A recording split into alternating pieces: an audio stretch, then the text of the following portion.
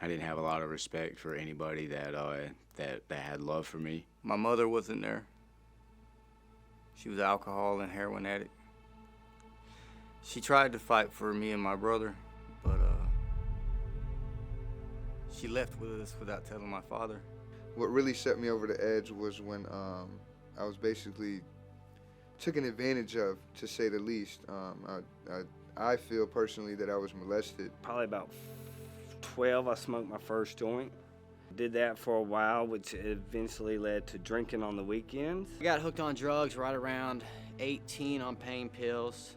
Sadly, started stealing my mom's pain pills and having to replace hers with ones that were stronger than the ones she had, just because she needed them. I started smoking marijuana, and it was crazy. At that age, I was 9. I also was introduced to bagging up drugs. I always say I was a man that didn't know how to handle heartbreak, so I tried to numb it with the hardest drugs I could. I went to prison when I was like 22, 23 years old. Family had kind of just deserted me because of my actions and behavior. It seems like everybody that was around me was not good for me, and they were like, I felt like they were against me, but that was a part of the mental illness side of my life. I ended up sleeping in the woods. I would just carry around a little pocket Bible and just do meth all day long. There was a guy named Paul Anderson. He was talking to other guys about a Better Way Ministries, and I'm like, what is this Better Way Ministries? What is this all about? My PO, Officer Bass, was like, you know, we've been together for a while now. She's like, look, it's either going to be our SAT 9-month program or an 18-month program at Better Way. So when I first arrived to a Better Way, it was there was nobody. I didn't see anybody walking around. I walked downstairs, because that's where it says for the FedEx guy to go. So I was like, well, I guess I could be a FedEx guy. I'm being delivered. As soon as I got here, they walked me downstairs, and I didn't know I was gonna have to cut my hair. He shaved my whole head off, and I was so mad. It should look pretty clean, a little too clean. You know, I'm from New York. I want to see a can. I don't see no litter. But I said to myself, this is the South, so, you know, this is South stuff. You know, it's clean. They're all putting hands on me, praying. And I was like, what in the world did I get myself into? At that point, I'm sitting there crying out to God, like, why? Why am I here? You know, my God, please save me. I was cooking some food with Alexander in the Grace House kitchen. We had a little prayer session in the kitchen. It took us 40 minutes to pray for one another in the kitchen. We burnt the food and everything. And I remember that day because every single prayer since that day has been answered for me. I tried to bring that old Christian mentality to me here, and it wasn't going to work for me because I was arguing with people thinking I knew more than them. I think it was the Brotherhood that really kind of, the friends that got me at first, started to value friendships a little more. And that was enough to keep me, you know, here at first.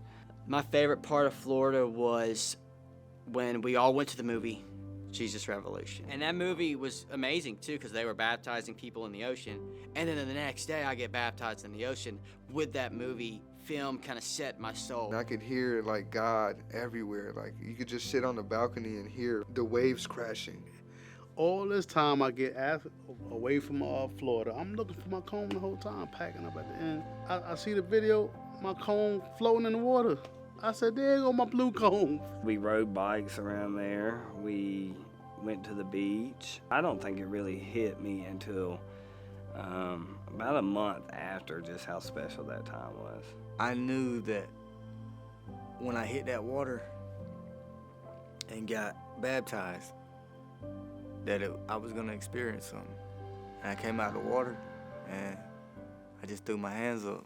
I'm just completely in awe at what he's done for me and for my family. My walk is actually affecting people around me. You know, believe it or not, my mom never spoke about God, Jesus, any of that stuff until now, where it's actually making a difference in her life. For the first time in my life, I got people that love me for me. And I just thank a Better Way Ministries for giving me the opportunity to come and change my life. I didn't think nothing was wrong with me until something went totally wrong with me. I believe you're the wonder-working God. You're the wonder-working God. All the miracles I've seen, too good to not believe.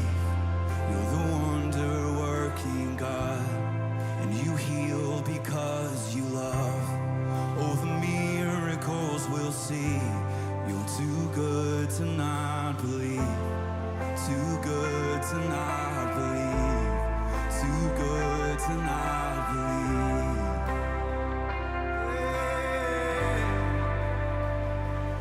I can't resurrect a man with my own hands, but just the mention of your name can raise the dead. So all the glory to the